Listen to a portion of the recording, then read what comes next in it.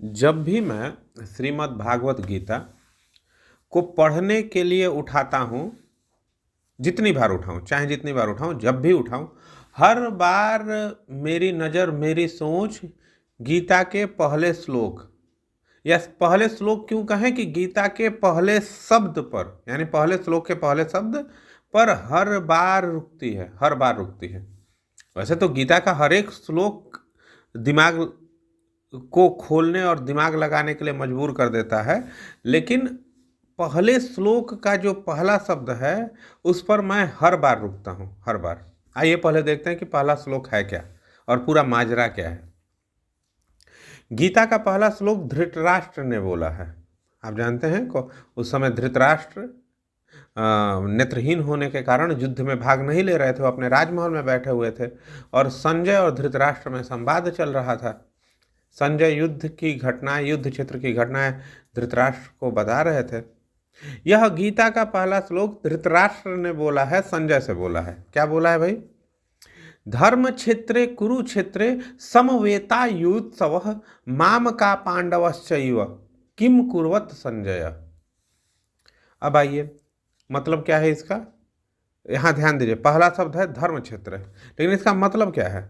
धर्म क्षेत्र कुरुक्षेत्र, जो धर्म क्षेत्र है कुरुक्षेत्र, जो तीर्थ स्थान है कुरुक्षेत्र, उसमें युद्ध की इच्छा से एकत्र हुए मेरे पुत्रों और पांडव के पुत्र क्या कर रहे हैं, हे संजय, यह बताइए। अब देखिए, जब भी मैं गीता को खोलता हूं, जैसे ही मैं पहला पेज पलटता हूं, यह धर्म क्षेत्र जो शब्द है वह हमेशा मेरा ध्यान पकड़ता है कि आखिर वह कुरुक्षेत्र जो कि उस समय युद्ध का मैदान था, उसे धृतराष्ट्र ने धर्म क्षेत्र क्या क्यों कहा, क्या सोच के कहा? भाई, युद्ध के मैदान को धृतराष्ट्र ने धर्म क्षेत्र क्यों कहा? कई तरह की व्याख्याएं आई हैं, कई तरह के कारण हो सकते हैं। शायद यह कुरुक्षेत्र जो स्थान है, जो युद्ध का मैदान जो कुरुक्षेत्र है, वह वैदिक काल से ही तीर्थ स्थान था या एक धार्मिक क्षेत्र था, इसलिए धृतराष्ट्र ने कहा होगा। धृतराष्ट्र ने क्या सोच के इसे धर्म क्षेत्र कहा, मुझे नहीं पता।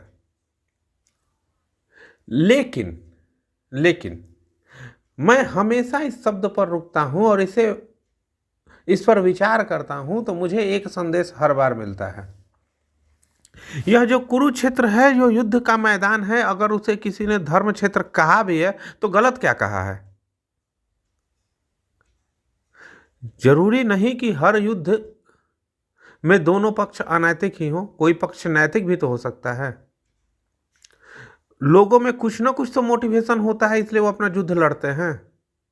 और हर वो आदमी जो कुछ सही के लिए युद्ध लड़ रहा है, तो वह युद्ध का मैदान धर्म का क्षेत्र ही तो है।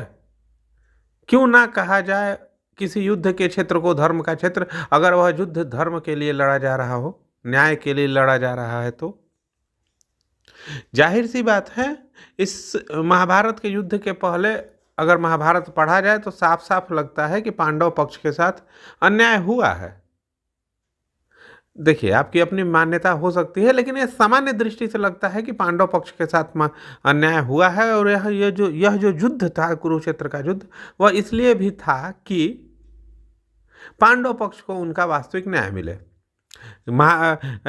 ये अपने भगवान कृष्ण, योगेश्वर कृष्ण, पांडव के प्रतिनिधि के रूप में, पांडव के दूत के रूप में कौरव सभा में जाके, हस्तिनापुर की सभा में जाके यह कह चुके थे, दो न्याय अगर तो आधा दो, पर उसमें भी यदि बाधा हो तो दे दो केवल 5 ग्राम।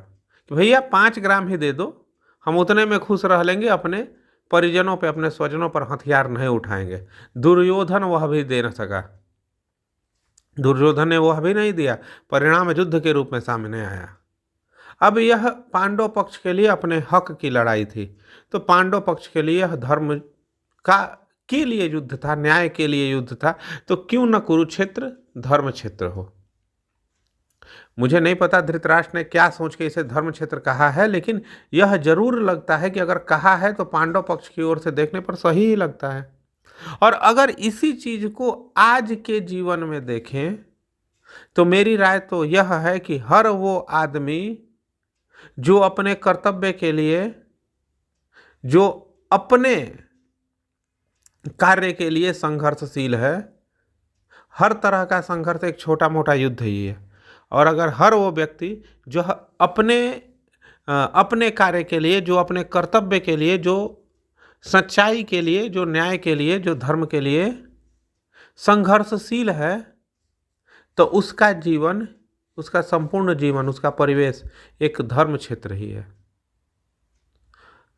इसी चीज को और थोड़ा गहराई से देखें तो मुझे लगता है कि हर वो व्यक्ति, इसे इस तरह से समझ सकते हैं कि हर वो व्यक्ति जो अपने जीवन में किसी न किसी चीज के लिए संघर्षशील है, वह धर्म ही कर रहा है, वह एक धर्म क्षेत्र में ही है। तो धर्म कहीं बाहर नहीं है, धर्म कोई कर्म कांड नहीं है। अपने ही कर्तव्य का, अपने ही कर्म का भली भांति निर्वहन, अपने ही जिम्मेदारी का, अपने